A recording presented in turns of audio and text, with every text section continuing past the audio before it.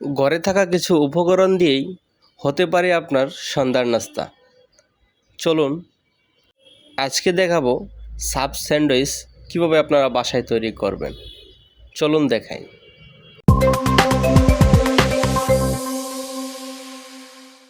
আমি এখানে নিয়েছি একটি ক্যাবেজের অর্ধেক আমি কেটে নেব এখন। আর ক্যাবেজটা একেবারে চিকন চিকন করে কাটতে হবে, দেখতেই পারতেছেন আমি কিভাবে কাটতেছি। আর গাজরটাকেও এভাবে কুচি কুচি করে কেটে নিতে হবে। আর এখন এটা হচ্ছে আমার মেয়োনিজ, ঠিক আছে, দেখেন কত ঘন করে বানানো হয়েছে। আর এই মেয়োনিজটাতে আমি একটু কেচাপ ইউজ করেছি। তো আমার আজকে অনেকগুলো অর্ডার আছে, যার কারণে আমি সবগুলো একসাথে বানাচ্ছি। তো ভিডিওটি দেখতে থাকুন। আমি রুটিগুলো কিভাবে কেটে নেই। রুটির বরাবর মাঝখান দিয়ে আমি কেটে নেব, দেখেন পাতলা ব্লেডের মাধ্যমে। রুটিগুলো কাটা হয়ে গেলে আমি মেয়োনিজ লাগিয়ে নেব। মেয়োনিজ লাগানোর পরে যেটা করতে হবে, ক্যাবেজ এবং গাজর একসাথে দিয়ে দিচ্ছি। আর এখন দিয়ে দেবো আমি চিকেন। এই চিকেনটা পাকানো হয়েছে লবণ, মরিচ আর একটু হোয়াইট পেপার, একটু ব্ল্যাক পেপার দিয়েই কিন্তু পাকানো হয়েছে। আর দেওয়া হয়েছে আদা রসুন পেস্ট। একেবারেই ন্যাচারালি চিকেনের যে বেস্ট পিস থাকে, বেস্ট পিস দিয়ে কিন্তু চিকেনটা বানানো।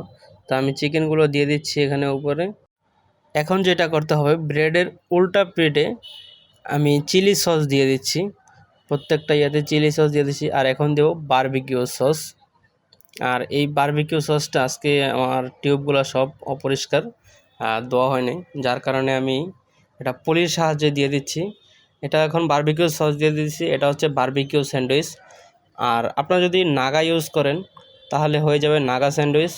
আপনারা যদি চিজ দেন তাহলে হয়ে যাবে চিজ স্যান্ডউইচ। আপনারা যেই ফ্লেভার দিয়ে খাবেন ওই স্যান্ডউইচ হয়ে যাবে। এটা হচ্ছে মূলত এটার সিক্রেট। এই স্যান্ডউইচটা যদি আপনারা ফিশ দিয়ে খান, চিকেনের পরিবর্তে ফিশ দিয়ে খান, তাহলে এটা ফিশ স্যান্ডউইচ হয়ে যাবে, ঠিক আছে।